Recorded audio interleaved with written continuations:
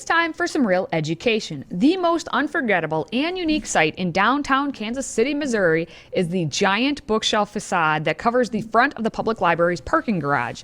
It's the world's biggest bookshelf. It's made up of 22 different book titles. The garage was actually built around 2004 to accommodate the growing number of vehicles in the downtown area. The Kansas City community was asked to provide ways to beautify the front of the garage because, let's be honest, garages tend to be kind of ugly. And the idea of a giant bookshelf was born. The general public submitted their favorite book titles. Then the final selections were made by the Kansas City Public Library Board of Trustees. Each book is 25 feet tall and 9 feet wide, and they're made of signboard mylar. The bookshelf actually runs along the south wall of the library's parking garage on 10th Street. How is this not racist and bigoted? It's a beautiful image, and I usually try to keep politics out of our instant classic, but it does beg a question. What books do we have from Native American culture for 1,000 years? What books do we have from African culture for 1,000 years? In fact, books were a process of encountering something else, right? But you could make an argument that this is something that has to be protested, although the librarians did a good job making sure that they were very diverse in the books they chose. And I'm going to go through them here. Katie, I want your comment. So Kansas City Stories, volumes 1 and 2. I guess that's a book about Kansas City. That makes sense. We'll give it. Catch-22 by Joseph Heller. Strikes me as a high school book. Yep. A Silent Spring by Rachel Carson. A completely debunked argument, a faux environmentalist argument that resulted in the death of 40, 50 million brown and black-skinned people. Ooh. The DDT hoax. That's up there. Oh, Pioneers by Willa Cather. I guess that's because you need some more females. You got to have your Hispanic representation, right? 100 Years of Solitude by Gabriel Garcia Marquez, which is a great book. Zora Neale Hurston, right? Their eyes were watching God. Fahrenheit 451. I hope no one's going to burn that one. Another high school book. Yep. Plato's Republic, which actually wanders into fascism. The Adventures of Huckleberry Finn. The Tao Te Ching.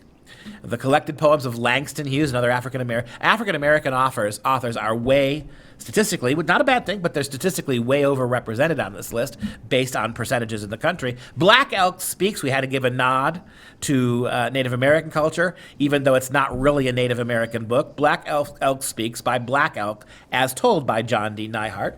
The Invisible Man, Ralph Ellison, which is a great book. To Kill a Mockingbird, of course. How many of these books? Are you sensing a racial theme? Yeah, just a little bit. Up and down. When you go down. The Journals of the Expedition of Lewis and Clark. Wow. I'm not sure if they were making their choices today, that would stay. Yeah. Undaunted Courage, Meriwether Lewis, Thomas Jefferson, and The Opening of the American West by Stephen Ambrose. Yeah. The Lord of the Rings. Oh, they brought up. They did. Right in here, A Tale of Two Cities by Charles Dickens. By no means his best book. Charlotte's Web, E.B. White. Of all the Shakespeare plays, Romeo and Juliet. Ooh, someone's bitter. Truman by David McCullough.